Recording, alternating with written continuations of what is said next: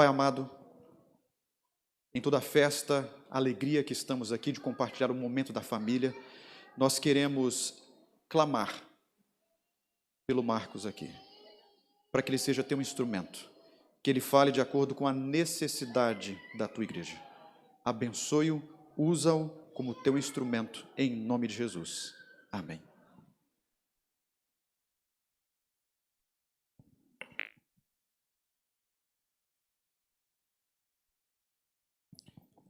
Feliz sábado e um bom dia para todos.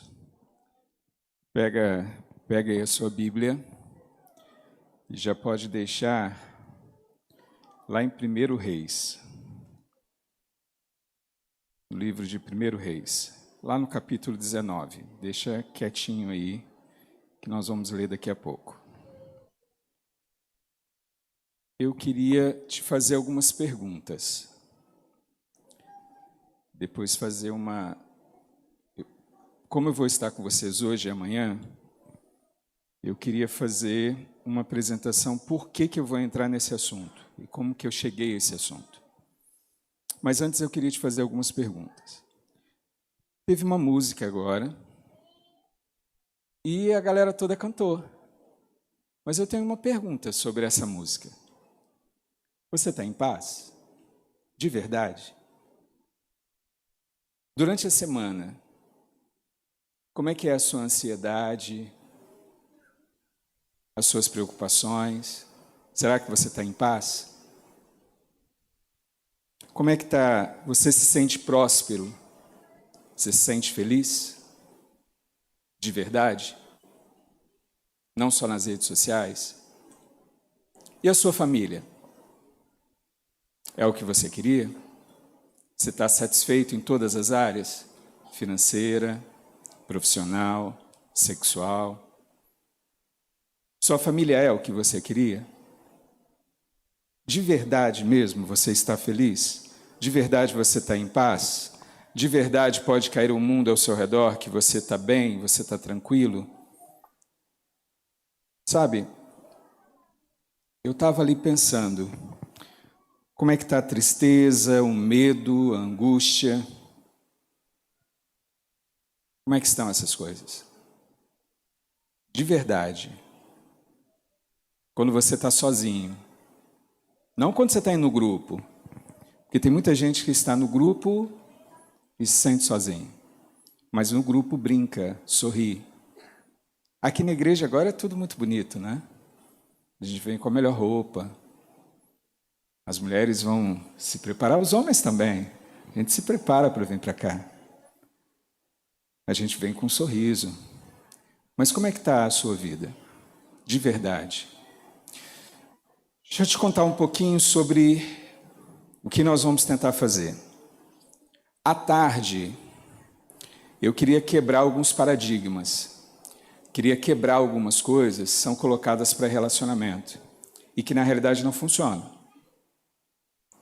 Alguns estudam uma parte única. E quando o nosso conhecimento, para estudo é importante que ele seja dividido.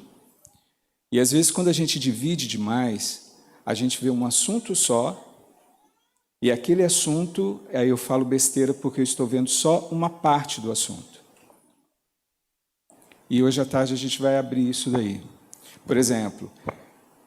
se o meu casamento dependesse de eu ir para a cozinha, lavar prato, fazer alguma coisa, arrumar a limpeza de casa, ele já teria acabado, não teria chegado aos 25 anos. Cada um tem uma estrutura. Então, cuidado para as pessoas não falarem de um padrão que às vezes ela está vivendo e impor sobre você. Mas isso é à tarde. Se você quiser vir, fique à vontade. Se não quiser vir, você vai perder a oportunidade de mudar alguma coisa na sua vida. Tá bom, mas por que eu vou entrar em um assunto que eu vou entrar hoje? Qual é o maior problema nos relacionamentos? Qual é o maior problema? Ah, Marcos, é espiritual. Não é. Não é, vocês vão ver isso agora. Eu vou mostrar pela Bíblia que não é. Ah, Marcos, é porque eu não sei me comunicar. Também não é. Você não é mudo. Até os mudos sabem falar e sabem falar muito bem. Eu já vi, por exemplo, louvores feitos por conjunto de pessoas mudas, cantando na frente. Já viram isso ou não? Não? Eu já. Já viu? É show, não é? É show de bola. Muito legal. Às vezes, as impossibilidades, a impossibilidade que você está vendo é por sua culpa, é por sua incompetência, é porque você não sabe fazer diferente. E aí você chama de impossível. É por minha causa que às vezes acontecem os problemas. E aí eu queria conversar um pouquinho com vocês. Por que eu vou entrar dizendo que o maior problema dos relacionamentos é o seu desequilíbrio emocional? O diabo sabe que ele precisa tocar nas suas emoções. Ele abala as suas emoções e das emoções ele come, ele destrói a sua espiritualidade. Então você vai ver pessoas, por exemplo, que podem estar aqui agora na igreja, que são pessoas altamente espirituais, que estão orando a Deus, que estão colocando a vida nas mãos dele, mas do outro lado são pessoas ansiosas, nervosas, e pode ser que tenha alguém aqui que está até no meio da depressão. Uma síndrome do pânico já passou durante a semana, mas essa pessoa é altamente espiritual. O problema é que você, na sua cabeça, tem uma ideia errada, que espiritualidade e a sua área emocional, elas são a mesma coisa. Ou que o emocional depende do espiritual, e não é verdade. Não é verdade. São duas áreas diferentes que eu tenho que cuidar. O problema é que a minha emoção destrói a minha espiritualidade. Simples. Posso te fazer colocar 30 segundos e você vai saber de que é verdade isso que eu estou falando. Nem preciso ir para a Bíblia. Uma pessoa que está com um processo depressivo, ansioso, ou está muito nervoso, está com muito medo, está com muito triste, está orando a Deus há meses, pedindo para esse sentimento sair dele, ele não foi fazer um processo correto, ou foi fazer o processo e fez processos errados, e ele continua com essa tristeza, com essa ansiedade, com esse medo, com essa depressão. Sabe o que passa na cabeça dele? Deus não me ouve. A minha oração não passa do teto. Deus não está comigo. E ele começa a duvidar que Deus está com ele. E se tem alguém aqui passando por isso, sabe que eu estou falando exatamente o que ele pensou. E o que ele está pensando. Qual foi a minha história? A minha história foi o seguinte. Eu venho de uma família totalmente desestruturada. Eu sou adventista há 30 anos. Entrei na igreja, eu tinha 17 anos, sou fruto do EDESA, sou fruto da educação adventista. Eu fui para lá porque eu queria ser professor de artes marciais. Eu levei para o EDESA tchaco e bastão e treinava Kung Fu lá dentro. E o pastor Paulo Gerardi começou a fazer os processos do Apocalipse, falando da parte histórica, eu amo história, e eu digo que as bestas do Apocalipse me converteram. Porque eu queria desenhar as bestas, porque eu gostava daquelas coisas de monstros, de rock pesado. E falei, eu quero saber, mas cada um chegava lá, pastor, e mostrava uma besta diferente. Aí eu falei, mas se alguém está mentindo. Qual é a besta verdadeira? Qual é a besta que deveria ser pintada? Qual é a besta que deveria ser desenhada? Porque tem tantas bestas, qual é a verdadeira? E eu comecei a estudar a Bíblia para desenhar a besta. E aí vi as histórias e me converti nisso. E uns loucos, e eu dou graças a Deus por esses loucos, começaram a me incentivar a estudar. Teve duas coisas que eu preciso colocar lá. Saia de uma caixa que criaram para você. A primeira foi do Paulo Gerardi, pastor Paulo Gerardi. Sabe o que ele fez?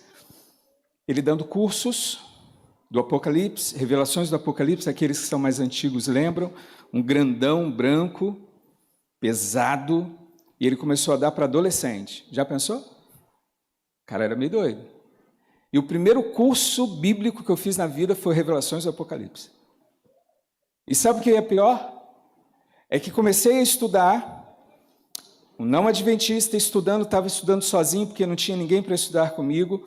Eu pegava as 2 lições, estudava durante a semana, levava para ele, entregava as 2 lições, ele me dava mais 2. Aí, quando eu voltava de novo para trazer as 2, aí ele me dava corrigidas as 2 primeiras. Então, ele não estudava comigo, ele corrigia o que eu tinha escrito. E ele dando os cursos e aparecendo mais gente para estudar. Quando eu cheguei na minha 6ª lição, aí ele fez um apelo à noite, no outro dia de manhã eu estava levando a 5ª e 6ª lição para ele, e levei para ele a lição, virei para ele e falei, pastor, é o seguinte, ontem à noite o senhor perguntou se tinha algum adventista para estudar com a galera que queria estudar. Então, eu não sou adventista não, estou entregando aí a minha 6ª, mas se o senhor quiser, eu posso ajudar. E sabe o que aquele homem fez? Aquele homem pegou um não adventista, que estava na 6ª lição, indo para a 7ª e 8ª, e agora eu estava começando a dar a 1ª e a 2ª lição para um grupo de 6 adolescentes não adventistas. Entenderam isso? Cuidado com a caixinha que você coloque, deixe Deus ser Deus. Para de tentar ser Deus. Outro maluco foi o diretor jovem. Ele virou para mim, eu extremamente tímido, não conseguia olhar nos olhos de ninguém. Deus me mudou completamente, me deu um dom que eu não tinha e que eu pedi. Lá no Edessa, um maluco foi no meu quarto e disse assim, você vai participar do JA? E eu virei para ele e falei, mas você é louco, como é que eu vou à frente? Ele falou, não, você vai na frente. Eu falei, não, mas você é maluco. Eu falei, cara, nem roupa eu tenho. Na época, estou falando de 30 anos atrás, nós só íamos de social, só podia ir de social lá na frente. E aí ele falou, não, você vai. Eu falei, não, cara, eu só tenho blusa, só tenho uma calça jeans e tenho 6 tênis Hadley, um de cada cor, e nem meia eu tenho. Ele falou, não, você vai. E sabe o que aquele maluco fez? Pegou no meu... Aí eu achei que ele era doido e falei, esse cara não volta mais. Mas no sábado, após o almoço, aquele maluco entra no meu quarto, pegou pelo meu braço e saiu me carregando. Sabe o que ele fez? Ele foi em quarto e virava e falou assim, bicho, você aí, ó, pega a sua calça social e empresta para ele. Ó, você parece que tem um pé do tamanho dele. Naquela tarde eu fui para o JA, eu entrei calado, eu entrei mudo e saí calado. Não falei nada, tremi igual uma vara verde, mas eu fiquei em pé, lá na frente do Edessa, batendo o joelho no outro, mas estava lá com a galera jovem, participando do meu primeiro JA. Só tinha uma cueca que era minha, o restante tudo emprestado. Sabe o que aquele cara fez? Ele montou um jovem que ninguém dava nada por ele, para ser líder dentro da igreja adventista. Eu virei diretor jovem, virei regional jovem, fui ancião, fui diácono ordenado aos 18 anos, porque o povo falava, vou ordenar esse cara, ou ele vai trabalhar na igreja sem ordenação. Então, vamos ordenar esse cara, que ele vai trabalhar. Ele não vai deixar de fazer. Ancião ordenado.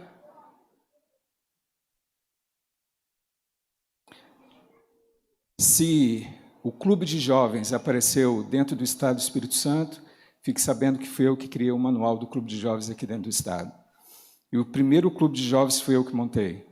Primeiro, a gente saía por vários lugares criando clube de jovens. Você entende que isso aconteceu porque um maluco lá atrás me pegou pelo braço? Sim ou não? Entenderam isso? Deixa Deus ser Deus. Para de achar que você pode controlar as coisas. Nunca eu pensaria que a igreja estaria desse jeito. Eu vim aqui, já administrei toda a parte de informática das escolas. E quem informatizou a escola daqui fui eu. A gente veio montando a rede todinha aqui de trás. E nunca pensaria que a igreja ficaria assim, do jeito que está agora. Eu lembro de ter entrado por essa porta aqui atrás e aquela igrejinha. Eu vim aqui naquela igrejinha e vou te falar, está linda a igreja. Aí eu tenho uma pergunta. Será que o seu coração está igual à igreja? Vocês prepararam uma obra maravilhosa. Mas e você? Lembra de uma coisa, Deus não habita em templos feitos por mãos de homens. Sabe por que Ele está aqui? Agora? Porque Ele está no templo dEle. Mas o templo dEle não é isso aqui. Sou eu e é você. Por isso que Ele está aqui, porque Ele está habitando em você. Você pode senti-lo agora, se você quiser, porque Ele está aqui. Mas Ele não está habitando nos bancos. Ele está habitando em você, se você o permitir. Totalmente desequilibrado, vim de uma família desequilibrada. Comecei, o EDESA mudou minha vida. E eu cheio dos traumas e problemas. O primeiro deles foi falar em público. Foi falar para pessoas e pedir para Deus me mudar isso. Depois continuei, fui diretor de escola adventista, mas não podia ser porque não tinha graduação. Não terminava a graduação. Um problema emocional que não me permitia terminar a graduação. Eu fiz 5 vezes pedagogia, uma dessas vezes eu fiquei 5 anos numa faculdade, com 100% de bolsa, sendo funcionário do Colégio Faculdade Novo Milênio, e não terminei porque eu me sabotava e não entregava as coisas. Quando fui diretor, ganhei uma pós-graduação na FAD Minas. A pós-graduação, eu dei aula na pós-graduação, cheguei lá, o professor me deu, eu dei aula na pós-graduação, e o curso que eu dei aula, eu não recebi o certificado do curso, e me deram um curso de extensão, porque eu não entreguei, me sabotei todas as datas. E até 2009, eu não sabia o que era ter curso superior.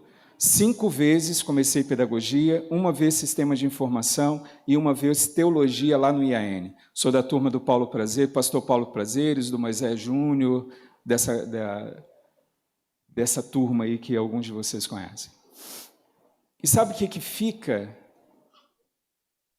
Eu não conseguia. Aí, em 2009, depois que eu tinha sido diretor de escola adventista na Serra, em Campo Grande, eu comecei a estudar emoções e descobri que nós temos bloqueios emocionais. E eu desbloqueei.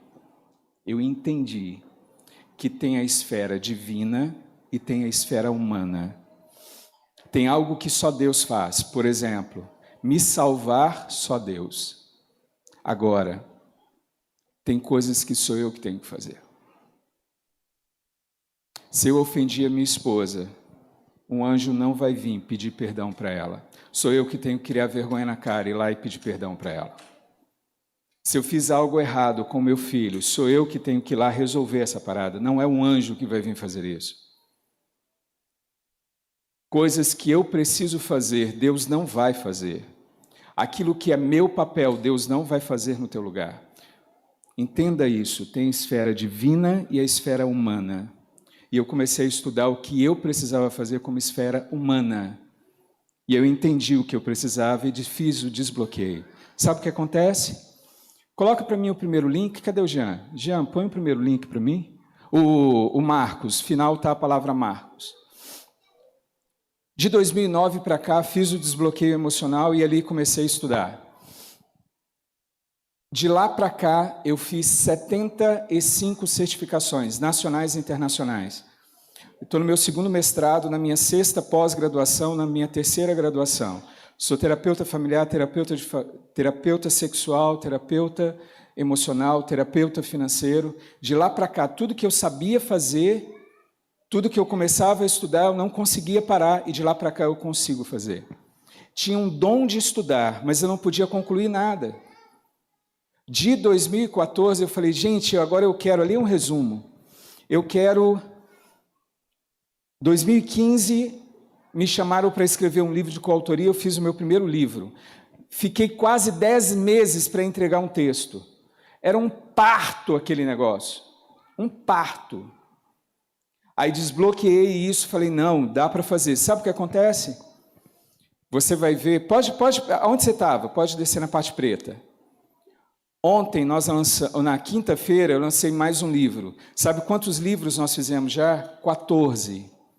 E para o ano que vem tem mais 10, já rodando. Já tem 2 em revisão, todos de coautoria. Hoje estão comigo mais de 200 pessoas fazendo os livros. Eu lançava um livro por ano, quando eu desbloqueei. O ano passado eu vi Deus falando comigo, você tem que fazer mais. Aí fiz um projeto, agosto do ano passado começamos a trabalhar, o ano passado lançamos 3 livros. Esse ano, nós já lançamos 3, 4, 5 livros, e tem mais um para ser lançado agora, se Deus quiser, de dezembro, vai ser dezembro ou janeiro, então vai ser o 6º, e o ano que vem já tem 10 livros para serem lançados.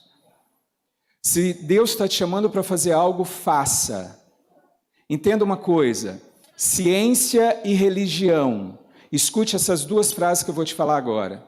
Agora pode fechar esse negócio aí. É só para mostrar os livros. Para o pessoal ver que é verdade. Sabe o que acontece? Ciência sem religião é especulação. Agora, religião sem ciência é fanatismo. E eu explico. Se eu estou na academia, se eu estou estudando, se é ciência, eu posso comprovar. Se eu posso comprovar, são as leis que Deus criou. Se Deus criou as leis, essas leis não farão com que você destrua Deus. Ao contrário, levantarão que tem um Deus que as criou. Agora, religião. Se você está falando de religião e você quer tirar ciência, então, por favor, você está indo para o campo da especulação e você está indo para o fanatismo. Porque Deus não vai atuar diferente das leis que Ele mesmo criou. Os 2 andam juntos, não separados. Não separados. E hoje eu queria te mostrar, e eu queria mostrar para você, na Bíblia e no Espírito de Profecia, o grande problema que o desequilíbrio emocional causa nos relacionamentos. À tarde a gente vai continuar falando do emocional, falando para casais. Agora de manhã eu preciso te dar a maior bomba que existe. Existem várias áreas para ser trabalhadas, mas tem uma que é a mais importante. É onde eu formo pessoas. Hoje, o que eu faço? Eu tenho o Instituto Advento, que é uma escola de formação de terapeutas, e na área de coach. Então, atuo nas 2 áreas. Por isso, profissionalmente, eu também atendo nas 2 áreas.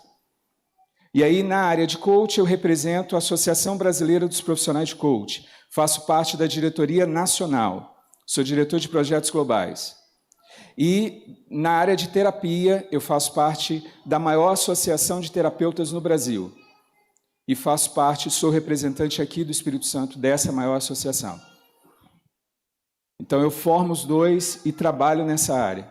Eu atendo pessoas. O que eu vou te falar são coisas práticas, que a gente faz o dia a dia, que a gente vê a transformação no dia a dia. Eu não estou falando de teoria, eu estou falando de prática. E uma coisa que eu percebi não existe coach sem resultado, não existe terapeuta sem resultado. Se você está fazendo uma terapia e aquela terapia, naquela sessão, você não teve mudança nenhuma, se mais 2 sessões não tem mudança nenhuma, faz uma coisa. Lembra de Einstein? Fazer a mesma coisa e achar que o resultado é diferente é insanidade. Se você está fazendo algo e não está se transformando, está errado. Se você é um profissional e não está transformando ninguém, você tem que mudar. E se você está fazendo algo e não está mudando, então você tem que mudar disso. Agora vamos para a Bíblia. Já me apresentei.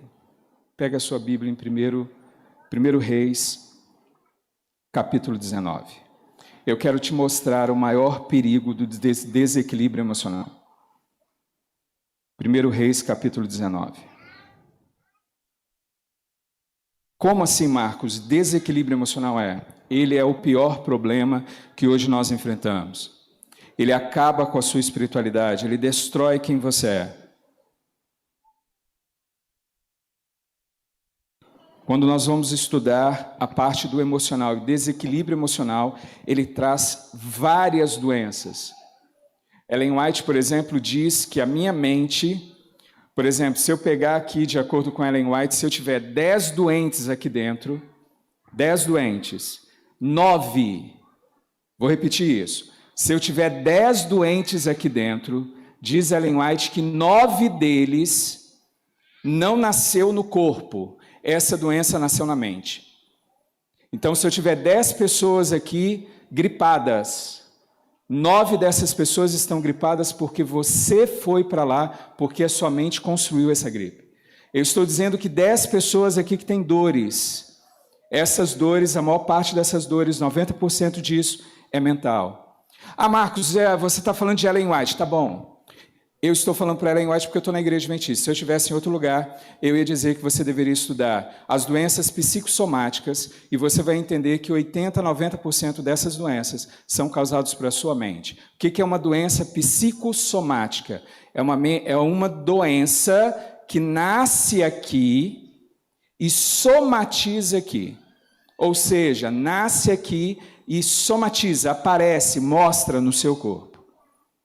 Existem técnicas simples de desviar foco, que a pessoa está com dor no ombro, menos de 10 minutos ela para de ter dor no ombro. Não estou brincando, estou falando sério. Ah, isso é bruxaria. Não, não é bruxaria. É ciência. É você simplesmente entender como o corpo funciona. É simplesmente isso. Eu tenho que parar de espiritualizar muita coisa que não era para ser espiritualizada. Exemplo, se eu for descer aqui agora, escorregar, cair e quebrar meu braço, o que você vai fazer? O que você vai fazer, pastor? Se fosse espiritualizar, seria como? Não, Marcos, o pastor vai vir orar por você. Não estou falando que ele não possa orar. Mas só a oração dele vai consertar meu braço? Até pode. Mas Deus vai atuar para isso? Não, porque ele pode me levar ao médico. Então Deus não vai atuar de uma forma, criar um milagre, se você pode resolver. O que precisa é você criar vergonha na cara e fazer aquilo que você sabe que tem que fazer. O problema é que nós não fazemos aquilo que deveríamos fazer. É simples. Querem ver? Vou sair dessa parte, então vou para outra área. Vou para outra área. Aqui dentro eu estou falando com o povo remanescente de Deus, não é? E de acordo com Apocalipse 12, verso 17, diz que o remanescente fiel teria 2 bases. Sim ou não? Quais seriam? Faz a adaptação já, vamos lá. Qual que é a base? Bíblia e o que mais? Espírito de? Tá bom. Não me responda agora, porque eu não quero que você passe vergonha. Mas você se diz remanescente fiel. Povo escolhido por Deus com as 2 bases. Nós estamos chegando no final do ano. Quantos livros do Espírito de Profecia você pegou e leu esse ano? Não me responda porque eu não quero que você passe vergonha. Uma pessoa que não lê nem a Bíblia nem o Espírito de Profecia, como é que ela pode ter a cara de pau de dizer que ela é remanescente fiel? Aí, se eu for para a Bíblia, eu entendo. Não havendo profecia, o que acontece com o povo? Faz o quê? Se corrompe. Entendeu? Não havendo profecia, o povo? E o meu povo perece por falta de quê mesmo? É porque ele não existe ou porque o povo não criou vergonha e não estudou? A segunda parte. A segunda parte. Vamos para a Bíblia. Um detalhe. Você vai ver uma coisa aqui, que você já leu esse texto, mas eu tenho certeza que a grande maioria que está aqui na igreja nunca viu isso. Mas está na sua Bíblia. E você não leu porque você não prestou atenção. Porque você está lendo as histórias da carochinha. Histórias que contaram para você, e não as histórias bíblicas. Pega a sua Bíblia. Tem uma pergunta para você. Verso 2. Primeiro Reis, capítulo 19, verso 2. Quem queria tirar a vida de Elias? Leia e me responda. Uma mulher chamada? Ótimo. Volta, por favor, o capítulo 18. Vou te fazer algumas perguntas e você vai me respondendo. Pergunta: Elias sabia que existiam outros profetas que não curvaram os joelhos a Baal, que eram fiéis a Deus. Capítulo 18, o verso 13. Me respondam quantos profetas eram. Vai lá, leia e me responda, quantos profetas? Não, leia. 18, verso 13, fala aí alto, leia e me fala alto. Quantos profetas estavam vivos na época de Elias, que Elias sabia que estavam vivos? Vai. 100, 2 grupos de 50, beleza? Volto a perguntar, quem queria tirar a vida de Elias? Uma mulher, Jezabel. Quantos profetas não tinham dobrado os joelhos a Baal, estavam vivos e Elias sabia? Quantos? 100, com eles 101. Ok. Continua no capítulo 18. O altar do Senhor estava derrubado, mas no capítulo 18 acontece uma coisa com ele. Lá no verso 30. O que acontece no verso 30 com o altar do Senhor? O homem ali é fera, né? Eu vou falando, ele vai colocando. Só não vou ficar olhando para cá, olho para lá. É mais fácil. O que aconteceu? O altar do Senhor foi o quê? Como estava o altar do Senhor agora, nesse momento? Derrubado ou restaurado? Restaurado. Altar restaurado, só uma mulher queria tirar a vida dele. Tinha 101 profetas que não se corromperam e não curvaram a Baal. Até aqui tudo bem? Alguém tem dúvida sobre isso? Você leu ou não leu isso? Está ou não está escrito? É um fato ou não é? Tá bom. Próximo fato. Verso 39 e 40. Esse você pode ler, mas você já sabe a resposta. E eu vou fazer rápido. Deus mandou uma prova para o povo de Israel. A prova era a seguinte: vocês vão lá, se eu sou Deus, manda o povo matar todos os profetas. Se eles matarem os profetas, é uma prova que eles se converteram a mim. Pergunta, verso 39 e 40. O povo de Israel estava convertido ao Senhor ou estava afastado do Senhor nesse momento? Leia e me responda.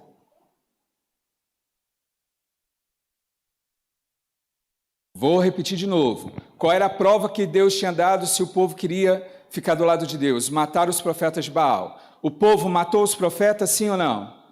Então ele estava convertido, sim ou não? Vamos recapitular então? Povo convertido, altar restaurado, 101 profetas não dobraram os joelhos a Baal, estavam fiéis a Deus, 101. Quantas pessoas queriam tirar a vida de Elias? Uma pessoa, qual é o nome dela? Vai para o capítulo 19 agora. E agora olha a bomba que eu vou jogar no seu peito. Elias tinha acabado de fazer uma das obras mais fortes na vida dele. Ele tinha desafiado os profetas de Baal. Ele tinha acabado de orar e descer fogo do céu e consumir a oferta. Ok até aqui? Capítulo 18. Irmãos, escute isso. Elias acabou de orar, desceu fogo do céu, acabou de orar, foi correndo de uma forma... Ele correu mais rápido que cavalos. Ele foi na frente do rei. O rei entrou e ele ficou fora. O rei entra, informa para Jezabel que tinham matado os profetas. E Jezabel manda uma mensagem para Elias. Até amanhã, nesse horário, você será um homem morto. O que Elias faz? Fica com medo, frustrado. Sabe o que estava acontecendo? Aqui eu quero parar e eu vou te falar qual é o maior problema de relacionamentos. Síndrome de Caim. Síndrome de Caim. Sabe o que é a síndrome de Caim? Vamos lá para Gênesis. Me ajudem. Quem era Caim e Abel? Caim eram irmãos. O que eles faziam?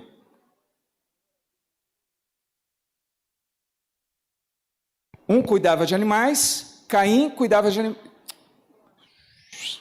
Muda. Abel cuidava de animais. E Caim? lavrador, frutas, verduras, não é isso?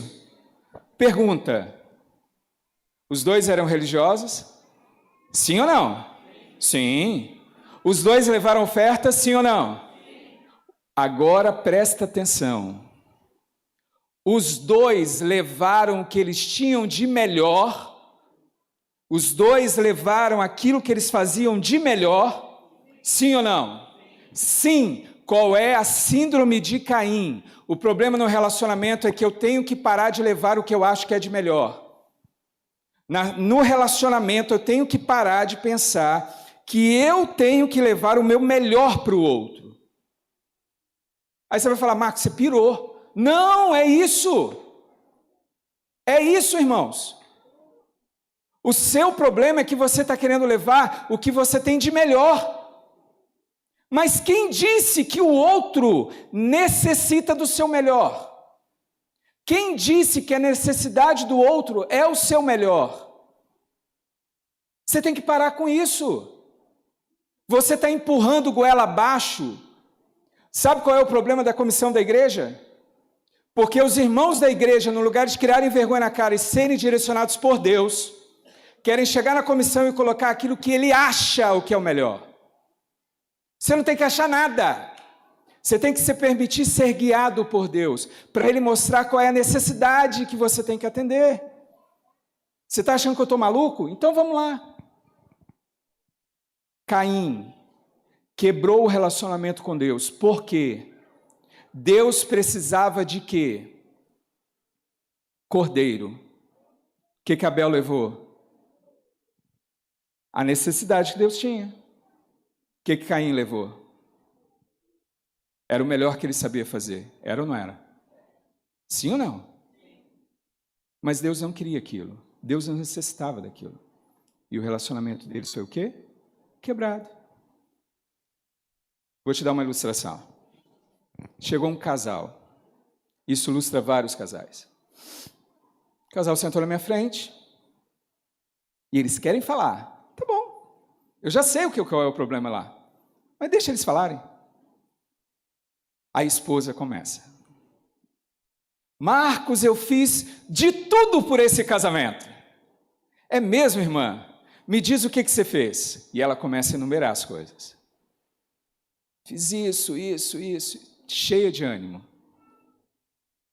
Aí quando ela termina de falar, eu viro para ele. E aí, rapaz? Sabe o que ele responde? Marcos, eu não pedi nada disso para ela. Ela fez isso porque ela quis. As minhas necessidades ela não atendeu. O que eu queria, ela não achava que era importante. E como é que ela ficou? Querendo pular no pescoço dele e enforcá-lo.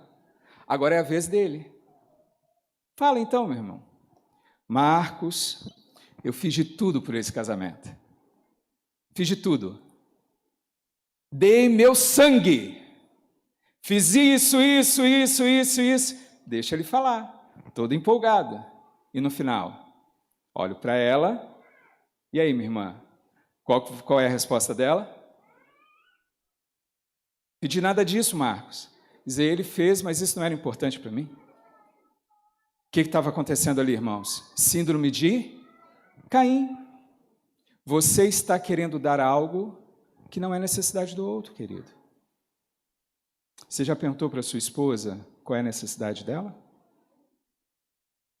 Você já perguntou para o seu esposo qual é a necessidade dele? Você já perguntou para o seu filho? Pai, olha para cá. Você já perguntou para o seu filho qual é a necessidade dele? Ou você está querendo guiar a vida dele porque você acha que é o melhor? Posso te dar um conselho? Você está na síndrome de Caim. Você está dando o seu melhor. Pergunte para aqueles pais que, quando chegaram aos 18 anos, os filhos saíram de casa, abandonaram a igreja, não seguem os princípios da igreja. Por que será? Por que a gente estuda aquelas frases assim? Quando eu for de maior, eu faço o que eu quero. Síndrome de Caim. Por que a gente faz as pesquisas e a gente percebe que existem mulheres insatisfeitas, emocionalmente e sexualmente? Por que a gente conversa com os homens, eles estão insatisfeitos? Mas se eu perguntar aqui para a igreja e falar bem assim, olha, levanta a mão, não levante, né? Mas se eu perguntar assim, levanta a mão aquele que está fazendo de tudo para o casamento ser feliz, que está se dedicando ao casamento. Irmãos, teve um dia que eu vou ser bem sincero para vocês. Era meu primeiro ano, segundo ano de casamento. Pastor, eu confesso, foi a primeira vez na minha vida que eu fechei minha mão, do jeito que eu fechei agora, mas com tanta raiva, e eu queria dar um soco no nariz dela. Eu trabalhava de manhã, tarde e à noite, eu era professor. Saía às 5h30 da manhã e chegava às 11 horas da noite. Andava a pé e pegava ônibus para poder economizar. Eu descia do Ataíde até na Lindenberg para pegar um ônibus para economizar, porque no lugar de 2 passagens eu pagava uma só. E andava às vezes 30, 40 minutos a pé para economizar. Aí chegava no final de semana, não, eu não posso deixar de trabalhar para Deus e trabalhar para mim. Então eu trabalho durante a semana, na sexta-feira tem programa, no sábado eu chego 7 da manhã na igreja, olho se tudo está normal, porque eu tenho que abrir a igreja como diácono, vou na escola sabatina, ajudo os professores, passo a lição, prego, almoço com a galera, volto para casa, não dá para dormir, porque tem que preparar o JA, às vezes fazer um programa antes do JA, ir para o JA, deixar a galera. Quando termina o JA, na minha concepção, JA e programa à noite não poderia ficar sem, porque ou os jovens estão comigo ou eles estão no mundo, então eu era o responsável por eles, tinha que ter. Como diretor jovem regional, nunca deixei de não ter esses programas. Ou seja, chegava em casa que horas? 11 da noite. Aí colocava minha esposa e minha filha para dormir. E o que você acha que eu ia fazer? Virava a noite trabalhando, consertando o computador, porque eu queria vender e ter um dinheirinho para ela poder ir na glória, no dia de glória. Já ouviram falar isso?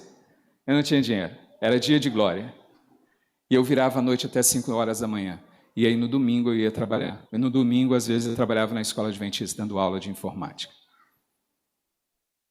Entenderam o que eu estava fazendo? Sim ou não?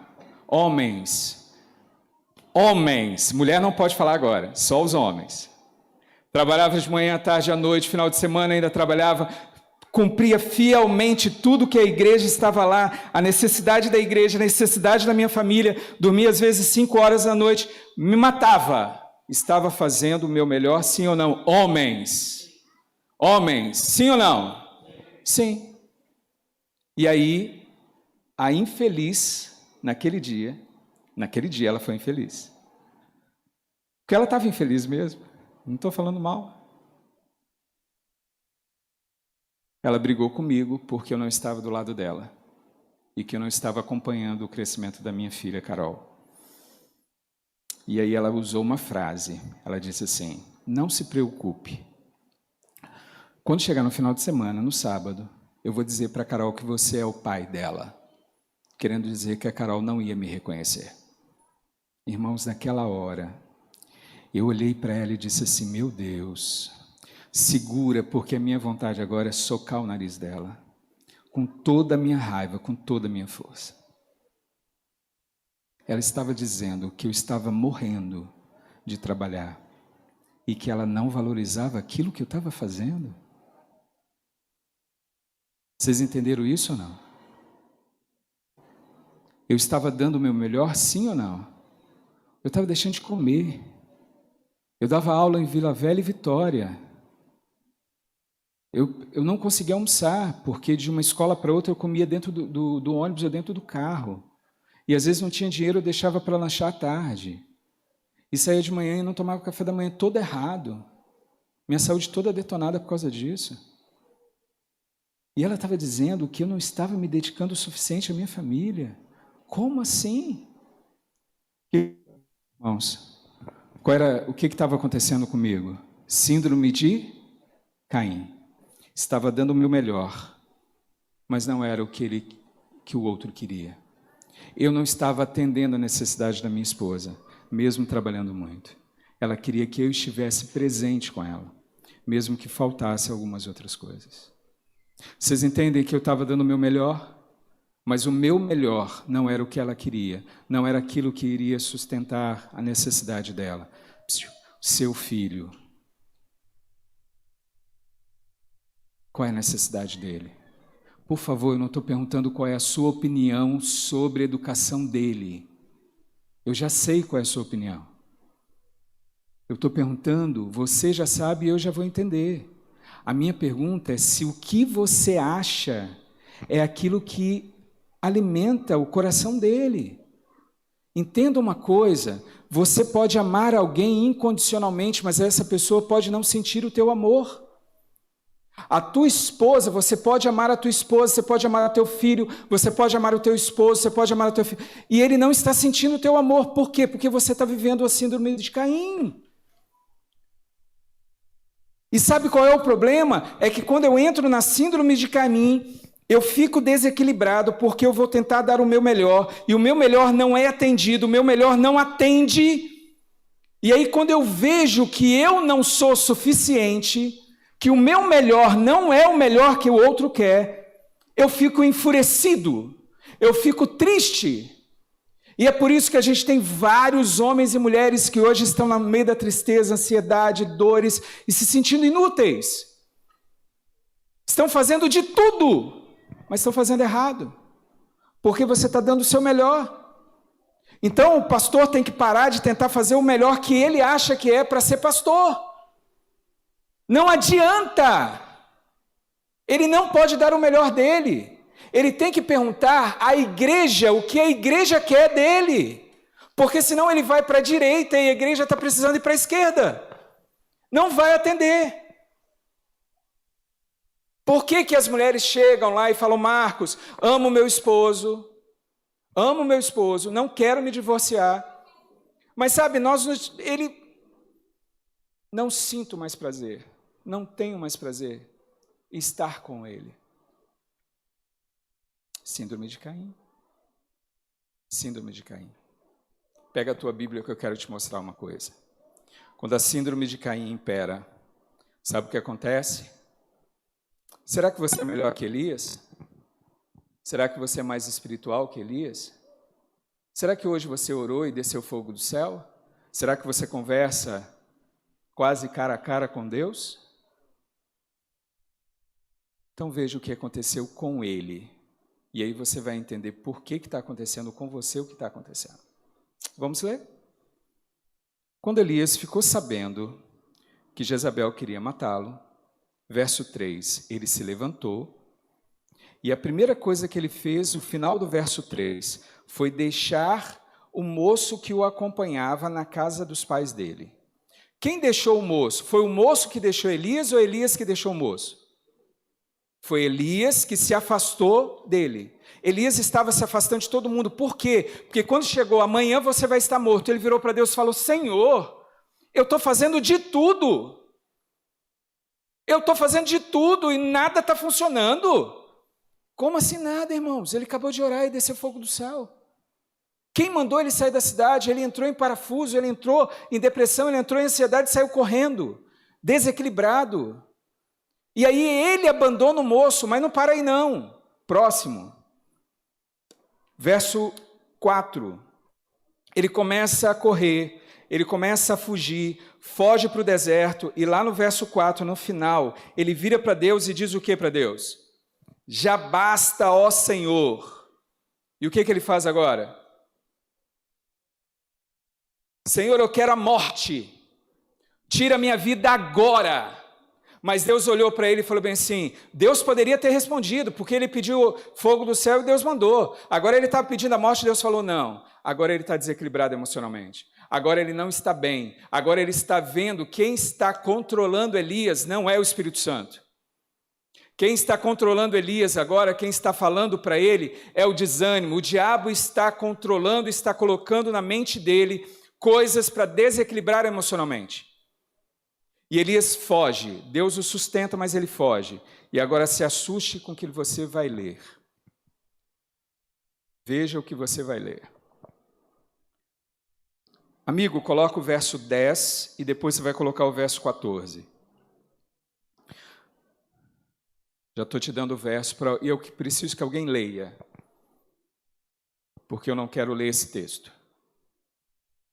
Pastor, tem microfone aí? Não?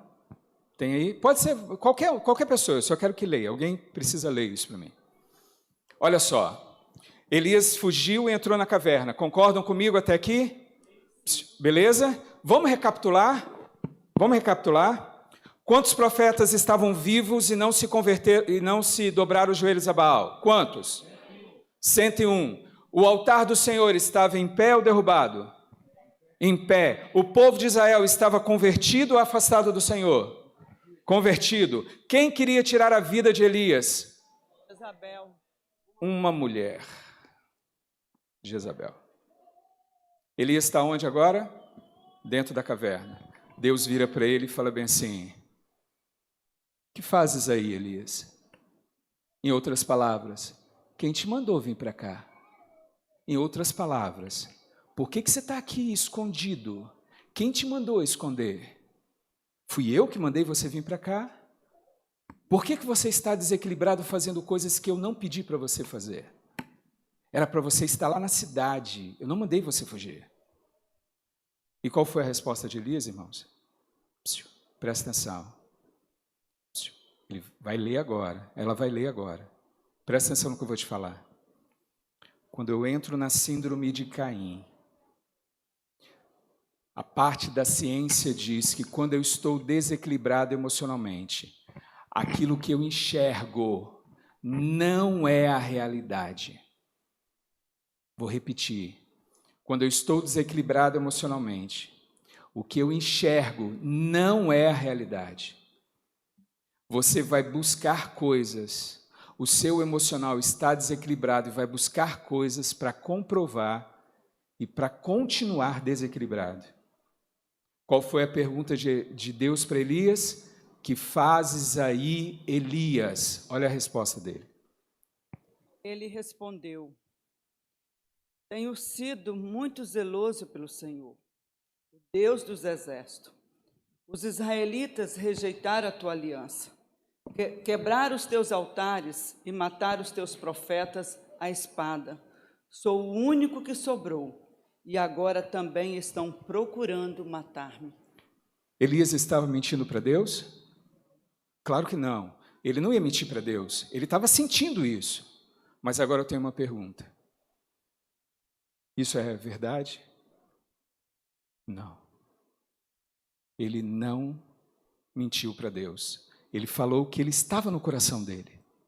Mas isso era a realidade, irmãos? Não. Por que ele estava sozinho? Os outros o abandonaram? Não. Mataram todos os profetas? Não, ele sabia que tinha mais 100. O altar do Senhor, foi ele que restaurou o altar. Foi ele que deu a ordem e o povo se converteu. Não era o povo que queria tirar a vida dele, era uma mulher. E olha o que ele falou. Aí pode alguém aparecer aqui e falar bem assim: não, Marcos, deixa eu te explicar. Isso aí foi um erro de copista. Ah, é, irmão? Erro de copista? Deus sabia que você ia dar essa desculpa. Aí ele vira para Elias e fala bem assim: vem aqui fora, Elias. Sai da caverna. E quando ele sai da caverna, Deus pergunta para ele de novo: o que fazes aqui, Elias? E qual é a resposta de Elias? Lê de novo, irmã. Verso 14 agora. Ela leu o verso 10, agora é o 14. Ele respondeu: tenho sido muito zeloso pelo Senhor, o Deus dos exércitos. Os israelitas rejeitaram a tua aliança, quebraram os teus altares e mataram os teus profetas à espada. Sou o único que sobrou, e agora também estão procurando matar-me. É a mesma coisa, não é? E Deus mandou colocar 2 vezes para você não ter desculpas, para você achar que não foi erro de copista. Jean, coloca o texto do Patriarcas, Profetas e Reis, página 167, que eu te mandei o link. Nós estamos ali no site de Ellen White Books, que é aquele site onde vai estar, é só o início mesmo, e só o primeiro parágrafo. Jean, faz um favor para mim, o primeiro parágrafo, não precisa pegar tudo não, a última frase, a entrada da caverna até o final, do meio para o final. Primeiro parágrafo, segunda linha, aí segunda e terceira você pode marcar. Daí para baixo. Aumenta mais, isso. Eu não estou conseguindo ali. Vai, diminui um pouquinho. Só pega uma coisa, lá no finalzinho, lá no final. Lê aí que você vai colocar assim, que o anjo foi lá para ver as necessidades de Elias. Marca só a parte necessidades, o pessoal lê em casa, no livro Profetas e Reis, página 167. Título, eis-me aqui. Que fazes aqui? Sabe o que Deus foi fazer lá, irmãos? Qual que é a síndrome de Caim? Eu quebro o relacionamento, porque o que eu estou fazendo não é necessidade do outro. Deus estava fazendo algo errado? Não. Deus estava fazendo certo. Só que Elias estava na síndrome de Caim. Elias estava entregando para Deus tudo aquilo que ele achava que era o melhor dele. E quando ele se sentiu rejeitado, Elias fugiu. E Deus foi atrás dele. Sabe o que eu quero te chamar? Sabe qual é o primeiro passo para você resolver os problemas da sua casa? Sabe qual é o primeiro passo que você tem que fazer para o seu casamento viver uma prosperidade financeira, emocional, sexual? Sabe qual é o primeiro passo que você tem que fazer hoje? Para a gente estar aqui amanhã, hoje à tarde, amanhã, para você resolver, o primeiro passo de todos é parar de querer ser Deus.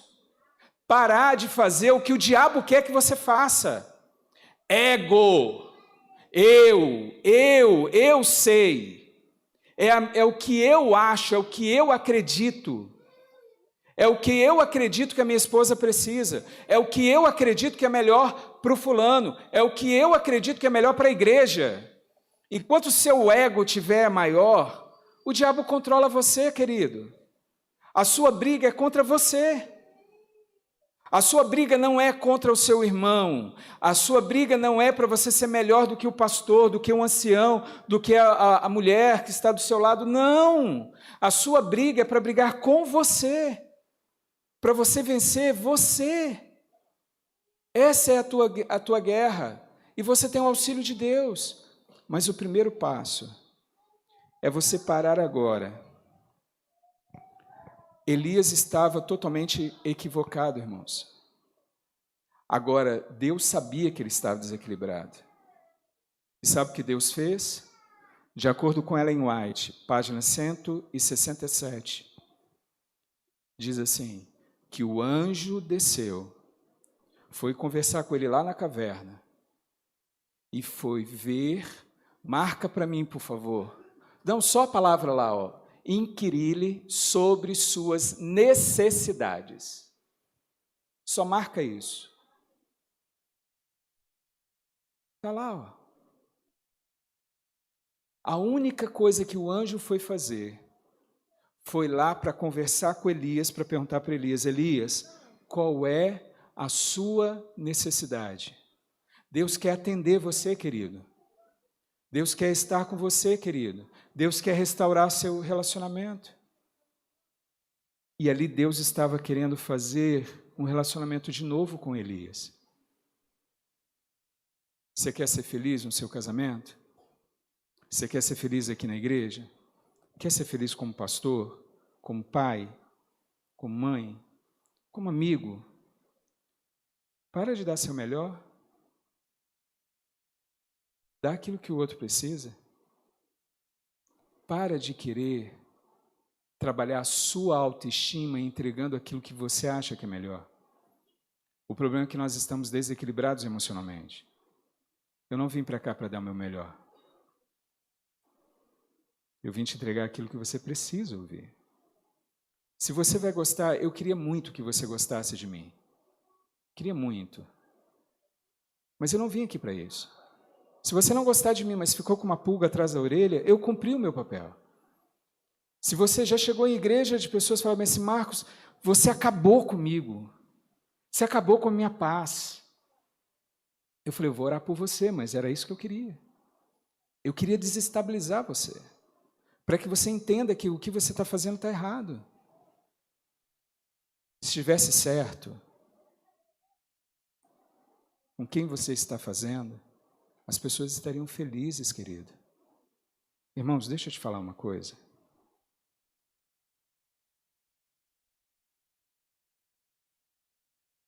Eu já atendi crianças de 15 anos, 13 anos, filhos e filhas de anciões nossos. Sabe o que essas meninas, vou citar uma menina, sabe o que essa menina estava fazendo? Ela estava se cortando, querido. Ela estava pensando em suicídio. Você tem ideia do que eu estou te falando? Crianças de menos de 15 anos, querendo tirar a vida. Irmãos, para de correr e olha para as crianças que estão crescendo em nosso meio. Para e olha nos olhos deles. E tenta ver se tem alegria ou tristeza. Para de correr, por favor. Nós estamos correndo tanto que não estamos tendo tempo para fazer aquilo que deveríamos fazer. Acorda. A gente precisa fazer igual Moisés. Virar para Faraó e dizer assim, ó Faraó, é o seguinte, nós estamos indo para o céu agora, mas eu não vou sozinho não. Não vou sozinho. Entenderam isso? Tem que começar a falar que você não vai sozinho. Você está fazendo tudo sozinho. O que vai adiantar? Seja bem sincero. O que vai adiantar para ele saber se ele estiver indo para o céu e saber que a criança que ele carregou, que ele alimentou, que ele amou, não vai para lá por causa dele? Você já parou para pensar nisso? Você já parou para pensar que a sua esposa pode não ir para o céu, o seu esposo não pode ir para o céu por sua causa? Por favor. A gente fala que ama os irmãos, a gente fala, por exemplo, eu vim para um programa de famílias, porque aqui não é só a minha família. Eu me sinto como a família dessa igreja, porque eu faço parte dessa igreja. Se alguém aqui sofre, a minha família está sofrendo. Agora a gente é muito cara de pau, a gente está correndo tanto, você quer ver uma coisa? O programa está acontecendo, não está? Quantos aqui no final dos programas vão até um ancião, vai até o pastor, e vira para o pastor e fala assim, pastor, muito obrigado, estou orando por você porque esse programa foi uma bênção na minha vida. Quantos de vocês, por exemplo, nos cultos passados, ou, quer ver? Jean, fique em pé, por favor. Ninguém vai te ver, fique em pé. Mas a sua voz eu quero ouvir. Você está aí, cadê os outros dois aí? Me fala o nome dos dois. E o outro? Beleza, os três, fiquem em pé, por favor. Vai lá, filho, fica em pé, não vai doer não. Uma pergunta. Vocês estão mais de um ano aí? Sim? Sim ou não? Uma pergunta, olha a pergunta. Não mintam, senão vocês não vão para o céu, porque eu vou orar para não ir. Eu sei que vocês não vão mentir. Quantos irmãos tem aqui na igreja? Quantos membros da igreja? 300 membros. 300. Quantos desses 300 membros, nesse ano, nos cultos que vocês ficaram na sonoplastia e tudo, foram até vocês e falaram, ó, muito obrigado, porque vocês foram os primeiros a chegar, arrumaram tudo, fizeram tudo, e eu queria agradecer, estou falando que estou orando por vocês, porque vocês estão trabalhando para o Senhor. Quantos já foram aí? Sim. Vocês já entenderam ou não? E a gente diz com a maior cara de pau, falando que a igreja é a nossa família e nós cuidamos da família. Como assim? Eu era diácono, irmãos, abria igreja, se chovia, eu chegava mais cedo porque eu sabia que a água ia entrar dentro da igreja da Taíde, porque a igreja era velha. E eu tinha que arrumar, eu passava rodo. 7 horas da manhã, eu estava lá passando rodo na igreja para quando os membros chegassem, não tivesse nada ruim dentro da igreja de Deus, para o culto correr de uma forma maravilhosa. Quantos me agradeceram? Talvez lá no céu, né? E você fala que está preenchendo a necessidade. Eu não estou falando que eles precisam disso, que eles querem isso. Vou até refazer minha frase. Eu não estou pedindo, não estou falando que eles pediram isso. O ancião do dia, fica em pé aí, filho. Quantas vezes o pessoal te agradeceu por você estar no ancianato e ser dedicado, vir aqui, vai lá, olha uma coisa, olha outra. Quantas vezes te agradeceram? Vai lá. Ele não está pedindo. Agora, a gente, como ser humano, sejam sinceros. Olha para mim agora, por favor. Você, quando faz algo, é dedicado. Você está lá, está fazendo aquilo que você sabe que deveria fazer, que é o correto. Quando alguém vai lá e agradece. Quando alguém vai lá e te elogia, como é que você se sente? Você precisa ou não precisa disso? Eles não estão pedindo, mas eles necessitam. Mas a gente não está fazendo. Quantas vezes você orou pela família pastoral? Quantas vezes você orou pela família do ancião? Quantas vezes você foi lá? Por favor, pare de dar o seu melhor. Pare de dar a sua opinião. E comece a dar você. Entregue-se. E eu vou me sentir muito frustrado se você sair daqui hoje e não agradecer o pessoal da recepção, ao pastor. Eles precisam? Precisam. Para cumprir, para preencher a necessidade. Você sabe por quê, irmãos? Eu nunca conversei com ele, mas eu sou ancião ordenado, só não estou atuando como ancião. E eu sei que muitas vezes, e aí eu estou lembrando lá atrás,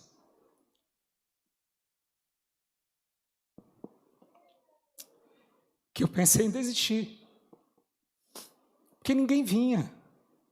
Mas naquele momento eu precisava de alguém. Eu precisava da igreja. E ninguém vinha, porque se acostumou só o ancião dar, o líder dar. Mas e em contrapartida? Não é uma família? Não é cumprir necessidades? E eu precisei, e eu dou graças a Deus, porque naqueles momentos mais tristes, Deus enviou um, Deus enviou o outro. Mas, irmãos, deixa eu te perguntar uma coisa. Deus vai ter que ficar enviando um servo dele para fazer aquilo que eu e você deveríamos fazer? Deus tem que ficar enviando toda hora? Vai ter uma música. E eu queria te pedir um favor. Nessa música, comece a pensar o que você tem que fazer. Comece a pensar como você pode abençoar as pessoas ao seu redor. Comece a pensar que você está vivendo uma síndrome de Caim, querendo dar o seu melhor, sem perguntar o que o outro precisa. Atenda a necessidade. Casais, eu não sei se abrem só os casais, mas à tarde a gente vai estar aqui e vai conversar mais sobre isso. E se você sabe que tem alguém que precisa, traz ele para cá. Vamos ver as emoções.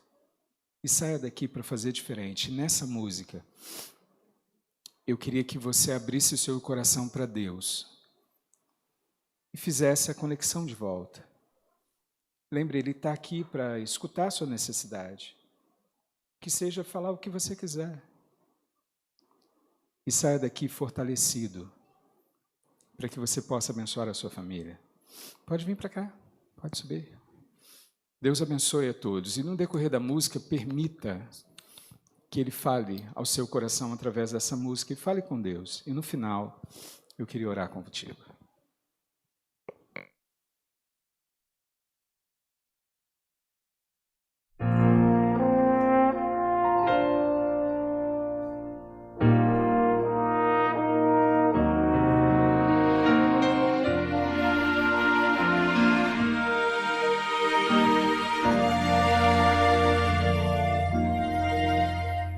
Eu já fui ovelha errante, do pastor eu me afastei, quis seguir os meus caminhos e do aprisco me ausentei.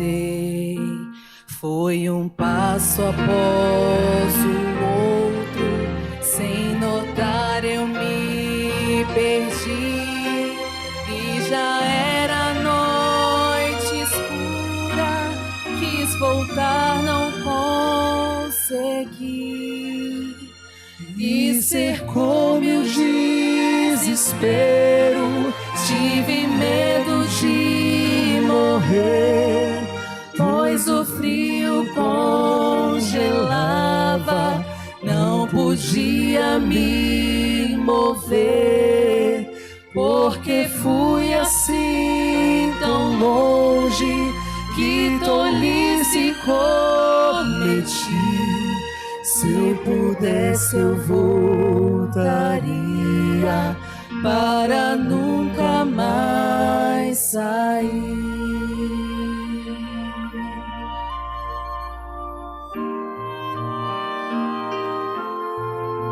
De repente ouvi ao longe uma voz tão familiar.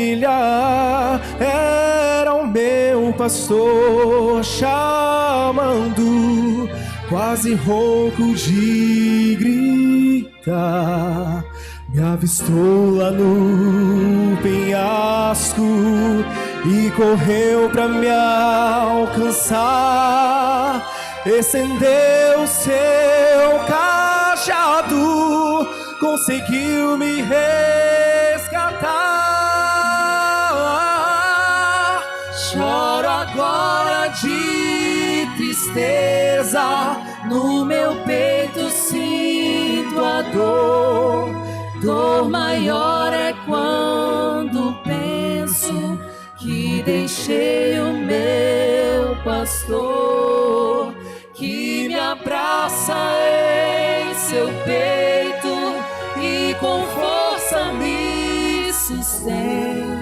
Seu amor então me acalma e me faz sentir tão bem. Seu amor então me acalma e me faz sentir tão bem.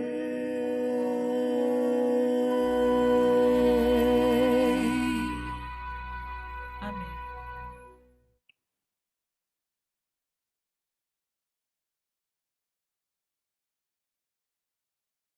Vamos orar? Oi. Vamos orar? Fecha teus olhos.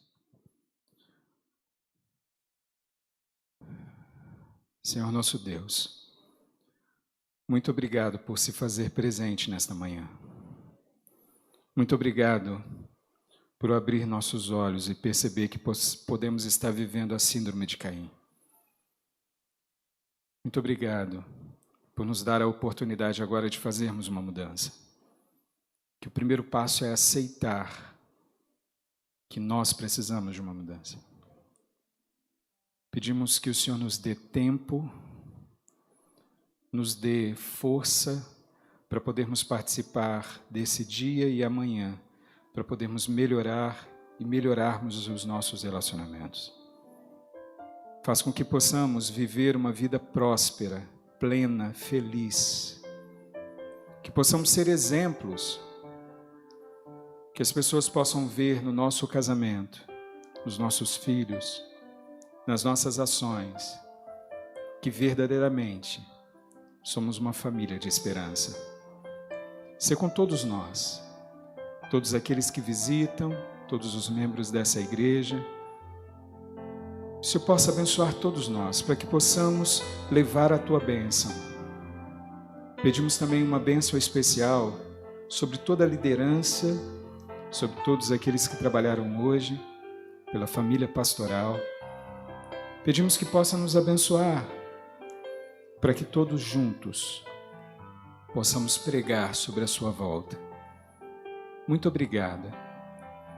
Muito obrigado porque é um sábado a menos da eternidade. Muito obrigado por cuidar de nós.